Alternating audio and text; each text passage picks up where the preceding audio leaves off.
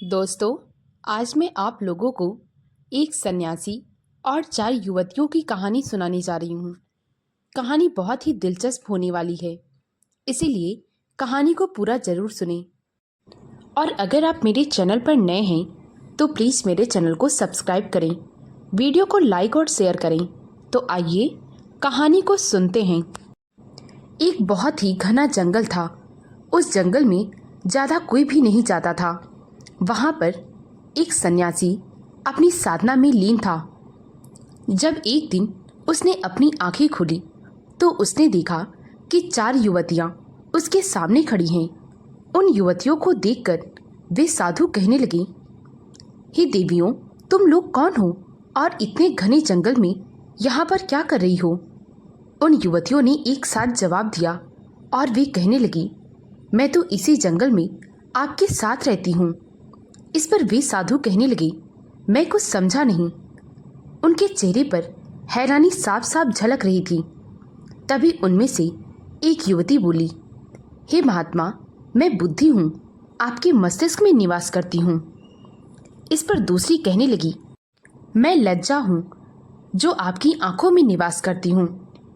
उसके बाद तीसरी कहने लगी, मैं दया हूँ, जो आपके हृदय में निवास करती हूँ। और चौथी कहने लगी, मैं शक्ति हूँ, जो आपके पूरे शरीर में निवास करती हूँ।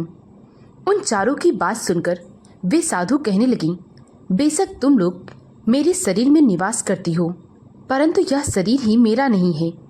इतना कहकर वे साधु फिर से अपनी साधना में लीन हो जाते हैं।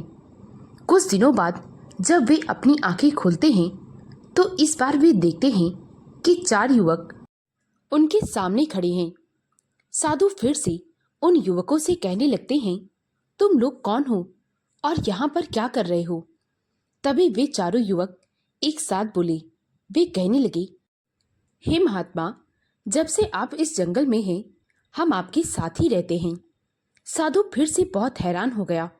वह सोचने लगा, मेरे साथ तो यहाँ पर कोई भी नहीं रहता, फिर ये चारों क्या कह रहे हैं? साधु की हैरानी देखकर उनमें से एक कहने लगा, मैं क्रोध हूँ, आपके मस्तिष्क में रहता हूँ। इस पर साधु कहने लगे, मस्तिष्क में तो बुद्धि रहती है। तब क्रोध ने कहा, हाँ, परंतु जब मैं आ जाता हूँ तो बुद्धि चली जाती है। अर्थात क्रोध के समय इंसान बुद्धि का इस्तेमाल नहीं करता। फिर दूसरे ने कहा, मैं काम हूँ, आपकी आंखों में रहता हूँ। इस पर साधु कहने लगे, आंखों में तो लज्जा रहती है। उस दूसरे आदमी ने कहा, हाँ, आंखों में लज्जा रहती है, परंतु जब मैं आ जाता हूँ तो वह चली जाती है। मेरे आने से मनुष्य अपनी माँ, बहन, पत्नी, इन सब में पहचान करना ही भूल जाता है। उसके बाद तीसरे ने कहा, मैं लोभ हूँ, आपके हृदय में रहता हूँ। साधु ने कहा, हृदय में तो दया रहती है, फिर तुम वहां कैसे रह सकते हो? उस लोभ ने कहा, हाँ, परंतु मेरे आने से दया चली जाती है। उसके बाद चौथे ने कहा, मैं मोह हूं, आपके शरीर में रहता हूं। इस पर साधु ने फिर से कहा, शरीर में तो शक्ति रहती है, और शक्ति के सामने तुम कैसे ठहर सकते हो? मोह ने कहा, मेरे आने से शक्ति चली जाती है।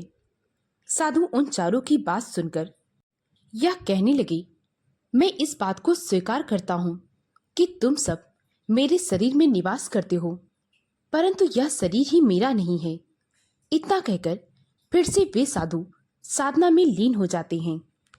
दोस्तों, जब साधक अपने गुरु के मार्गदर्शन में साधना करता है तो कुछ समय बाद सभी कामनाएं उससे अलग होकर बाहर आ जाती हैं। उसे ज्ञान प्राप्त हो जाता है कि वह प्रभु की एक बूंद का अश्क है और बाकी सब कुछ बेकार की चीजें होती हैं। परमात्मा ही एकमात्र सत्य होता है। दोस्तों, अगर आपको यह कहानी अच्छी लगी हो तो प्लीज़ मेरे वीडियो को लाइक और शेयर करें। मुझे ज़्यादा से ज़्यादा सपोर्ट करें ताकि मैं आप लोगों के लिए और भी अच्छी अच्छी कहानियाँ ला सकूं। कहानी को पूरा सुनने के लिए बहुत बहुत धन्यवाद।